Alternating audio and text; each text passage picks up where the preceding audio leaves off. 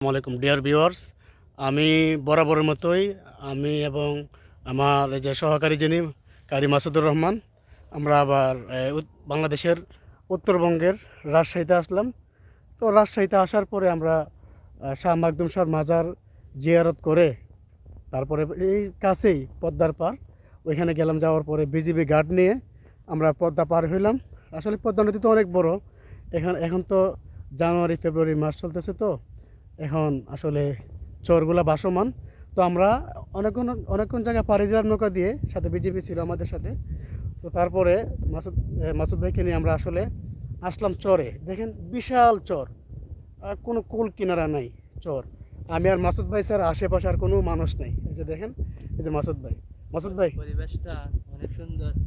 আমি আর আনোয়ার ভাই এখানে আসলাম। আসলে আমার দীর্ঘদিনের একটা অভিজ্ঞতা, আমার এই জীবনের ফার্স্ট টাইম এখানে আসা। আসার পরে আমার মনে হলো যে আমার মনে হয় সেরা সফর আজকে আমার এখানে হয়েছে। একসাথে মাজার জিয়ারত, এরপর আবার পদ্মা নদীতে ঘোরাঘুরি। আলহামদুলিল্লাহ, আল্লাহর কাছে অনেক শুক্রিয়া, আল্লাহ যে আমাদেরকে এত কিছু দেখার সুযোগ সুযোগ সুবিধা করে দিচ্ছেন। আসলে এক সময় হবে আমাদের সময়টা আমরা মিলাতে পারবো না, আমরা দুইজন হয়তো বিভিন্ন দিকে থাকবো, তো আল্লাহ যে আমাদেরকে এই সুযোগটা দিচ্ছেন আল্লাহর কাছে শুকরিয়া জানাই। তো আল্লাহর কাছে অনুরোধ থাকবে, আপনাদের কাছে হচ্ছে আপনারা দোয়া করবেন আমরা যেন সারাটা জীবন এরকম ভাবে জীবনটা উপভোগ করতে পারি। আর ভাই, জীবনে কি আছে, একদিন হঠাৎ করে চলে যাব। আমরা চাই আমরা এই দুনিয়াতে একটু দেখি আল্লাহর সৃষ্টিটা, আমরা যেন আল্লাহ এই সুযোগটা দেন। আপনাদের কাছে চাই আপনারা দোয়া করবেন। আপনাদেরকে দেখাচ্ছি। আসলে আমরা ওই দিক থেকে আমরা আসলাম, শহর থেকে। এই যে এই দিক থেকে আসার পরে বিশাল একটা চর, তারপরে আবার আমরা এদিকে আসলাম। অনেকক্ষণ হাঁটার পরে বিজিবির সাথে, আমাদের সাথে ছিল বিজিবি, এখন ওরা চলে গেছে। ওনাদের ওইদিকে ইন্ডিয়ার বর্ডার আছে। তো ওইখানে আবার ওই যে দেখতে পাচ্ছেন দূরে, দেখা যায় কিনা, ওই যে দেখতে পাচ্ছেন যে নৌকা, ওইখান থেকে পারাপার হয়ে দেখলাম কিছু মানুষ ওইখানে। আবার নদী পার হওয়ার পরে আবার চর, অনেক বিশাল বড় চর। তারপরে আবার লোকদেরকে জিজ্ঞাসা করলাম, ওনারা বলতেছে নাকি ওইখানে আরও অনেক দূরে, কিছুক্ষণ পরপরই পদ্মা নদী যে খালগুলো আছে এগুলো পার হওয়ার পরে আবার চর, বিশাল বিশাল বড় বড় চর, কোনো বাড়িঘর নাই, কোনো কিছুই নাই।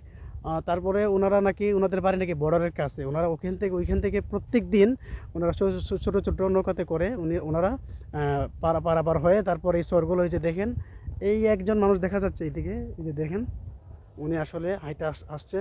আমরা ওনার সাথে গিয়ে একটু কথা বলতে পারি, ওনার কাছে যাই আমরা, দেখি হ্যাঁ, উনি কি বলে। ওই যে প্রতীক আসতেছে, হ্যাঁ। এই যে দেখেন, এই যে একজন প্রতীককে পাইলাম আমরা। আসলে উনি হাইটে যাইতেছে অনেক দূরে, অনেক দূরে যাবে ওনারা। আসসালামু আলাইকুম চাচা, আপনার কি বাড়ি ওইদিকে, ওই যে বর্ডারের কাছে বাড়ি না, অনেক দূরে? তো ওনারা বলতেছে অনেক দূরে, ওনারা হাঁটতে যাইতেছে, অনেক কষ্ট হয় আসলে ওনাদের। আর যাই হোক, একজন প্রতীক পেলাম আমরা। তো অনেক কষ্টের জীবন তাদের। এই যে বালু দিয়ে আমার হাঁটতে কষ্ট হইতেছে, অনেক বালি আর বালি দিকে, খুবই কষ্টকর। তারপর ওই মানুষগুলো প্রত্যেক দিন পেটের ক্ষুধায়, তাদের জীবিকার তাগিদে বা তাদের বাজার সদাই করার জন্য তারা, ওই যে দেখেন, ওই যে আমাদের এই যে খুব কাছেই এদিকে এই নদী পার হওয়ার পরেই যে দেখতে পাচ্ছেন শহর, শহর থেকে তারা আসলে বাজার করে।